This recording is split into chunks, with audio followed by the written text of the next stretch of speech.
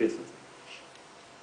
در این طرح با استفاده از مقاطع پروفیلی 4 گوش توخالی در اسکلت ساختمان بتونسازی به طور کامل حذف و فقط از مساله خشک استفاده شده است. تونستیم فناوری دیگه‌ای که توی این سازه ارائه بدیم حذف رانرها و استادها شده که اصطلاحاً وادارهای عمود و افقیه که با حذف این وادارها ما تونستیم عایق صوتی و حرارتی کاملی ارائه بدیم که باعث حذف پل‌های حرارتی و پل‌های صوتی شدیم. این سامانه سازی آپارتمانی عایق است و با حذف وادارهای عمودی و افقی در آن از اتلاف انرژی جلوگیری می شود.